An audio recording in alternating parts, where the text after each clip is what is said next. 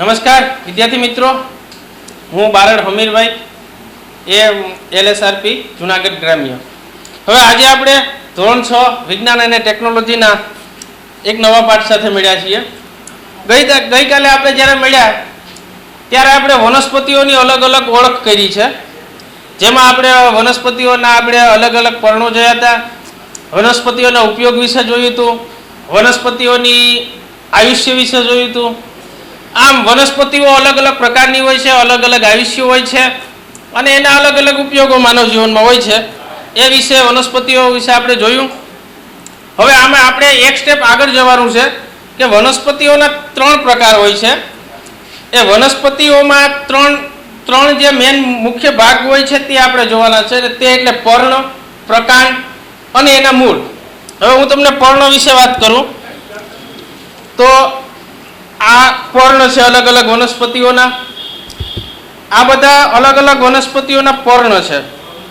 આ પર્ણ આપણે જોયા, તમને એક એક પર્ણ છે તે અલગ અલગ વનસ્પતિઓના દેખાય છે. હવે આ પર્ણ છે તે અલગ અલગ વનસ્પતિઓના આપણે જોયા. તો પર્ણ ક્યાં હોય, કેવા પ્રકાર હોય?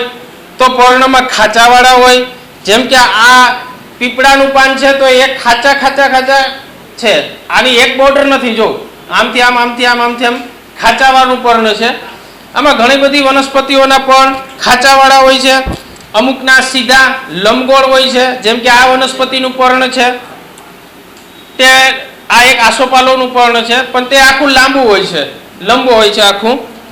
અમુક ગોળાકાર પર્ણો હોય છે. જેમ કે આ એક વનસ્પતિનું પર્ણ છે તો તે ગોળાકાર છે.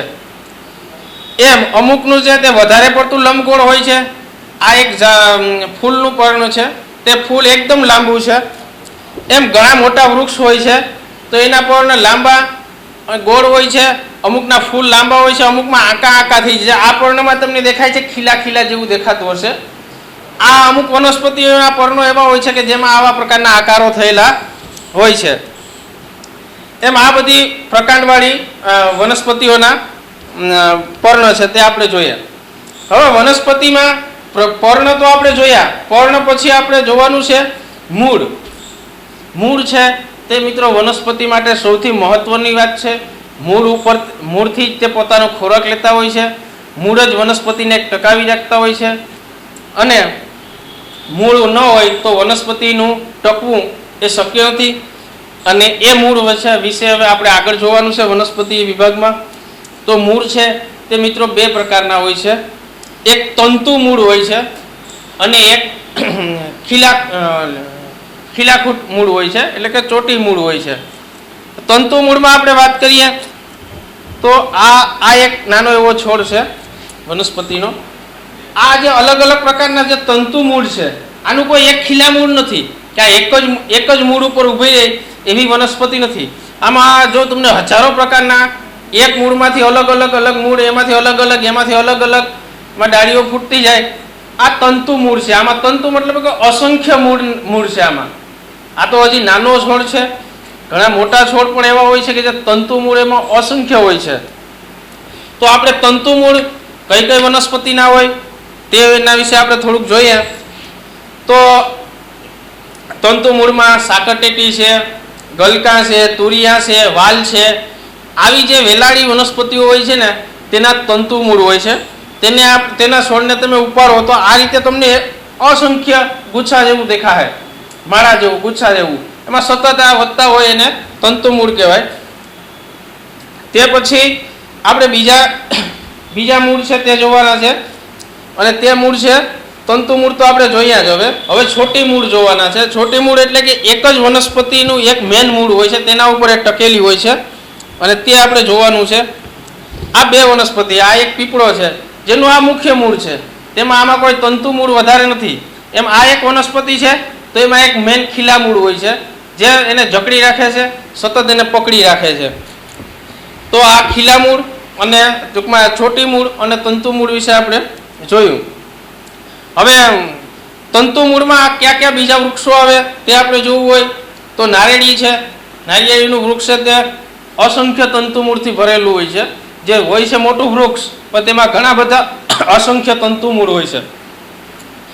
એવી રીતે તંતુ મૂળમાં આપણે જોઈએ તો બાજરી, જુવાર, મકાઈ, આનો કોઈ પણ છોડવો ઉપાડો તો એમાં અસંખ્ય મૂળ જોવા મળશે. એક મૂળ નહીં પણ હજારો મૂળોનો ગુચ્છો ભેગો થયેલો હોય તેને આપણે તંતુ મૂળ તરીકે ઓળખીએ. હવે આપણે આવા ખીલા મૂળ, જેને આપણે ચોટી મૂળ કહીએ છીએ, એમાં પણ બીજા ઘણા બધા વૃક્ષો છે કે આંબો છે, વડલો છે, લીમડો છે. આ બધા વૃક્ષો એવા છે કે જે ખીલા મૂળ, જેને દેશી ભાષામાં ખીલા મૂળ કહેવાય, ખરેખર તો એ ચોટી મૂળ હોય છે, જેમાં એક મૂળ છે તે મેન હોય છે અને તે અંદર 100 ફૂટ, 150 ફૂટ, 200 ફૂટ, 300 ફૂટ સુધી અંદર એ ગયેલું હોય અને આખા વૃક્ષને છે તે પકડી રાખે છે. આ તંતુ મૂળ અને ખીલા મૂળ વિશે આપણે જોયું. હવે આપણે આગળ જોઈએ તો મૂળની ઉપયોગિતા શું છે. તો કે મૂળ છે તે છોડને પકડી રાખે છે એટલું જ નથી કે ખાલી ટકાવી રાખે એવું નથી, પણ મૂળ છે તે છોડને ખોરાક અંદરથી આપે છે, પાણી પણ જમીનમાંથી લે છે, જોઈએ તે પોષક દ્રવ્યો પણ જમીનમાંથી શોષી અને મૂળ છે તે છોડને આપતું હોય છે અને જેનાથી છોડ છે તે માણસને ફળ કે વૃક્ષ કે આ કે તે કે બધું આપતા હોય છે. હવે વૃક્ષને મૂળના કાર્યો છે તો વૃક્ષને પકડી રાખે છે, વનસ્પતિને દ્રવ્યો છે તે જમીનમાંથી આપે છે, ખોરાકનો સંગ્રહ કરે છે, ખોરાક પૂરો પાડે છે, આ બધું છે તે મૂળ કરતું હોય છે. હવે એમાં પણ અમુક મૂળ એવા હોય છે કે જે ખોરાકનો સંગ્રહ કરતા હોય છે. તો એવા મૂળમાં આપણે બટાટા, શક્કરિયા, કોબીજ, ડુંગળી, આ બધા મૂળ છે તે ખોરાકનો સંગ્રહ કરે છે અને અમુક મૂળ છે તે ખોરાકમાંથી આપણને આપતા હોય છે. એવા મૂળ જોઈએ આપણે તો ખોરાક સંગ્રહનો પ્રકાર, ખોરાક આપતા હોય છે તો એમાં પણ ડુંગળી, ગાજર, આ બધા આપણને ખોરાકના રૂપમાં આપે છે. હવે આ મૂળ, પર્ણ, અને હવે આપણે વાત કરવાની છે પ્રકાંડની. પ્રકાંડ એટલે કે ડાળીઓ. તો આપણે જોઈએ કે અમુક વૃક્ષો છે તે ડાળીઓ હોય છે. જેમ કે આ એક વૃક્ષ એવું છે કે જેને પ્રકાંડ થઈ જાય, અહીંથી એક ડાળી અલગ પડી, અહીંથી એક ડાળ અલગ પડી, અહીંથી બીજી અલગ પડશે, એમ આ છે તે પણ એક પ્રકારના ઘણા બધા પ્રકાંડોથી ભરેલું એક વનસ્પતિ છે. અહીંથી ડાળી અલગ છે, અહીંથી બીજી ડાળી અલગ, અહીંથી બે ડાળીઓ અલગ પડી, અહીંથી અલગ પડી. તો આ પ્રકાંડ છે તે ટૂંકમાં વૃક્ષ કે વનસ્પતિનું વિસ્તરણ હોય છે, વિસ્તરણ કરતા હોય છે અને મોટું કરતા હોય છે કદમાં, અને એ પ્રમાણે એ પ્રકાંડો ઉપર એના પર્ણો આવતા હોય છે. હવે આ પ્રકાંડ છે તેની ઉપયોગિતા શું છે તો કે વૃક્ષને ફેલાવે છે, કોઈ પણ વનસ્પતિને ફેલાવે છે, મોટી કરે છે, તેને ઘટાદાર કરે છે, તેને મજબૂત કરે છે. અમુક વડલાની, પીપળાની, લીમડાની ડાળીઓ હોય તે પ્રકાંડ હોય તે એટલી બધી મજબૂત હોય છે કે તેને ઘટાદાર અને મોટું કરતા હોય છે. તો આ રીતે આપણે વૃક્ષના, વનસ્પતિના પર્ણ, પ્રકાર અને મૂળ વિશે જોયું. હવે આગળ આપણે થોડું એનિમેશન કરીને પણ જોઈએ કે પર્ણના પ્રકારો.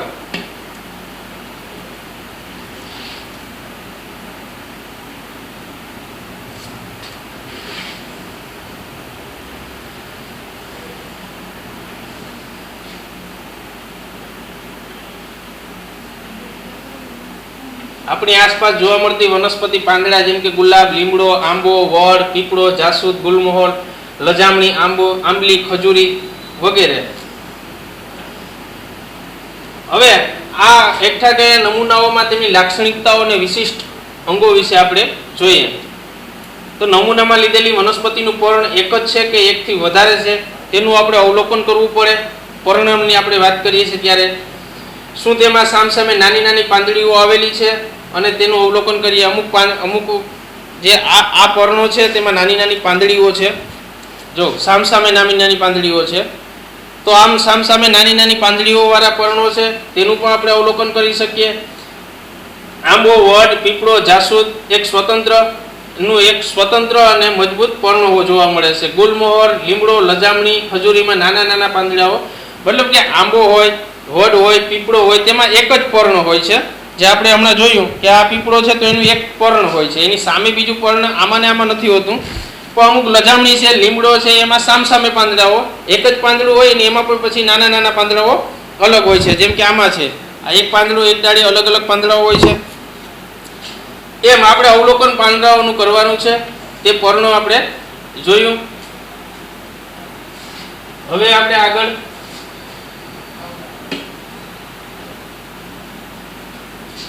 મૂળના પ્રકારો જોઈએ. મૂળના પણ આપણે જે પ્રકારો જોયા તે એનિમેશનના રૂપમાં થોડુંક જોઈએ. તો મૂળના પ્રકાર છે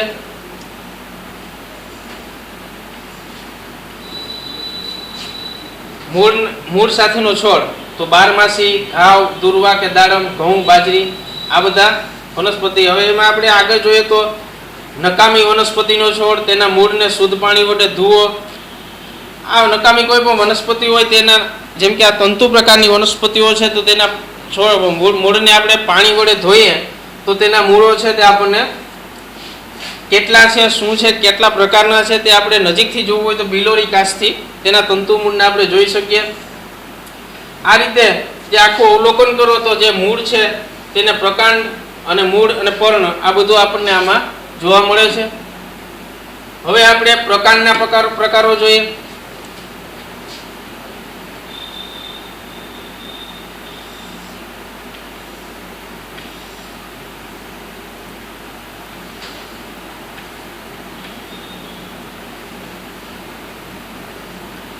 તો પ્રકાંડના મુખ્ય 4 પ્રકારો છે મિત્રો. પહેલો ટટ્ટાર પ્રકાંડ. ટટ્ટાર પોતાની મેળે સીધો જે ઊભી રહી શકે, સીધો ઊભો રહી શકે તે પ્રકાંડ હોય. જેમ કે આ એક પ્રકાંડ છે તો પોતાની રીતે ઊભું રહી શકે છે. એમ સીધો ઊભો રહી શકતો કોઈ પ્રકાંડ હોય, ડાળી હોય, તો એને ટટ્ટાર પ્રકાંડ કહેવાય. જેમાં ગુલાબ, લીમડો, વડ, પીપળો, બારમાસી, આસોપાલો આ બધાના પ્રકાંડ એવા હોય છે કે જે ટટ્ટાર પ્રકાંડ હોય છે. પછી આરોહી પ્રકાંડ. કોઈ પણ મજબૂત આધાર વનસ્પતિ કે માનવ નિર્મિત પર આરોહણ અવરોહ પ્રકારને આરોહી પ્રકાંડ કહેવામાં આવે છે. ઉદાહરણ તરીકે વેલો, વાલનો વેલો, કારેલાનો વેલો, તુરિયાનો વેલો આ બધા આરોહી પ્રકાંડ છે કે જે જમીન સાથે અથવા દિવાલ સાથે જોડાયેલા રહેતા હોય છે. એને કોઈનું આધારની જરૂરિયાત પડતી હોય છે. એ પ્રકારને એ આધારવાળા જે જમીનમાં અમુક વેલા છે, અમુક દિવાલે ચડે. એમાં આપણે ઉદાહરણ જોયું કે કારેલાનો વેલો, વાલનો વેલો, તુરિયાનો વેલો, અમરવેલ આ બધા એવા છે કે જેને આધારની જરૂર પડે. કોઈને દિવાલની આધારની જરૂર પડે, કોઈને સાકરટેટી હોય તેને સપાટ જગ્યાની જરૂર પડે. એ ટટ્ટાર એના વેલાઓ છે તે રહી શકતા નથી, બીજાના ઉપર આધાર રાખવો પડતો હોય છે. એટલે એને આપણે આરોહી પ્રકાંડ કહીએ છીએ. બીજું વિસર્પી પ્રકાંડ. વિસર્પી પ્રકાંડ જમીન પર ફેલાતા અને થોડા અંતરે જમીનમાં મૂળ ઉતારતા પ્રકાંડને વિસર્પી પ્રકાંડ કહેવામાં આવે છે. ઉદાહરણ તરીકે બ્રાહ્મી, દુર્વા, શંખાવલી, સ્ટ્રોબેરી, વિસર્મી પ્રકાંડ એવા છે કે જે જમીનમાં 2-3 ફૂટના ગાળે જે અમુક છોડ વવાતા હોય અને જે પોતાના મૂળ ઉપર ઊભા રહેતા હોય, તો એ બહુ મોટા પણ ન થતા હોય, બહુ નાના પણ ન થતા હોય.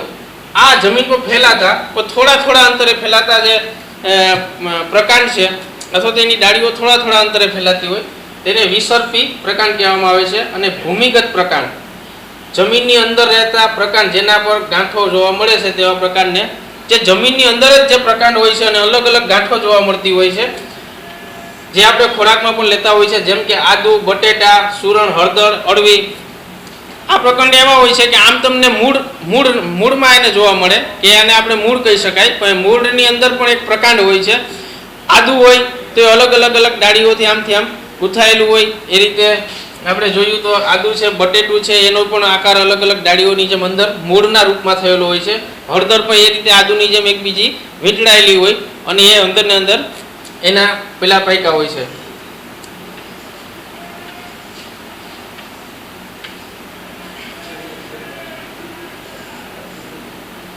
હવે આપણે થોડુંક પ્રકાંડમાં અવલોકન કરીએ તો ગુલાબ અને લીમડાનું પ્રકાંડ સીધું જોવા મળે છે. ગુલાબ અને લીમડાનું પ્રકાંડ કઠણ અને મજબૂત હોય છે. ગુલાબ અને લીમડાનું પ્રકાંડ અન્ય કોઈ ઉપર આધાર અથવા તો વૃદ્ધિ પામે છે. દ્રાક્ષનો વેલો, વાલનો વેલો, કૃષ્ણ કમળનો વેલો, કારેલાનો વેલો, કંકોડનો વેલો, તરબૂચનો વેલો, અમરવેલ, મની પ્લાન્ટના આધારે એ જમીન પર વિસ્તરે છે. આ બધાના મૂળ છે તે એના પ્રકાંડ જમીન પર વિસ્તરેલા હોય છે. કારેલાનો વેલો, કંકોડાનો વેલો, તરબૂચનો વેલો, મની પ્લાન્ટ આસપાસ વીંટળાય. આ બધા એવા વેલા છે કે જે આસપાસ વીંટળાય અને પોતાના પ્રકાંડો ફેલાવતા હોય છે અને જેને લીધે તેનું વિકાસ થતો હોય છે. હવે આપણે આજના પાઠમાં તો જોયું અને થોડું વિસ્તરીને જોયું કે મૂળ છે તે વૃક્ષને કઈ રીતે કામ આવે છે, તેનું કાર્ય શું છે, કયા કયા પ્રકારના મૂળ હોય છે તે આપણે જોયું. પર્ણ છે, પર્ણનું કામ શું છે, પર્ણ કેટલા પ્રકારના હોય છે તે આપણે જોયું. પ્રકાંડ છે, તો એક વનસ્પતિને પ્રકાંડ કઈ રીતે કામ આવે છે, એની ઉપયોગિતા શું છે તે આપણે જોયું. હવે વિદ્યાર્થી મિત્રો, હું તમને થોડુંક અવલોકન આપીશ. તે અવલોકન તમારે કાલે કરીને આવવાનું છે અને તે પ્રમાણે આપણે આગળ કાલે એનું વિસ્તરણ થોડુંક જોઈએ અને પછી આપણે આગળનો પાઠ પણ આપણે લેશું. તો હવે આપણું જે મૂલ્યાંકન છે એમાં હું તમને થોડાક પ્રશ્નો આપીશ હોમવર્ક માટે, જે તમારે જોઈ અને ઘરેથી લઈને આવવાના છે. તેમાં મૂળનું સામાન્ય કાર્ય જણાવો. આપણે જોયું ને મૂળના અલગ અલગ કાર્યો હતા, એ મૂળના કાર્યો જોવાના છે. મૂળના અન્ય કાર્યો જણાવો.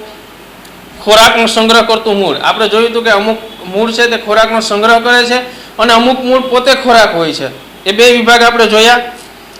પ્રકાંડના સામાન્ય કાર્યો, એટલે કે આ જે અલગ અલગ પ્રકાંડ છે, ડાળીઓ છે, એના કાર્યો વિશે આપણે વિસ્તરથી જોયું. તો એ તમારે હજુ પણ થોડું વિસ્તારથી લઈને આવવાનું છે કે પ્રકાંડના કાર્યો વધારે ક્યાં છે.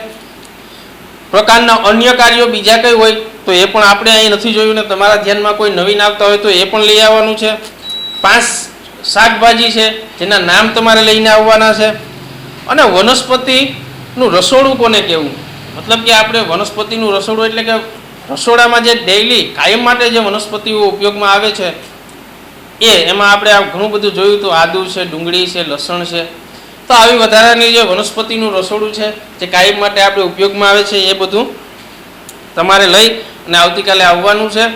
તો વિદ્યાર્થી મિત્રો, આપણે સરસ રીતે આજે વનસ્પતિનું પણ કાલે આપણે ભણ્યા હતા, વનસ્પતિના કાર્યો અને વનસ્પતિની ઓળખ કરી. આજે આપણે પર્ણ, મૂળ અને પ્રકાંડના અલગ અલગ કાર્યો જોયા અને એના વિશે આપણે જાણ્યું છે. હવે આવતા પાછા વીકમાં અથવા તો પાછા પીરિયડમાં હવે આ વિશે આપણે આગળ વધશું. નમસ્કાર, જય હિન્દ.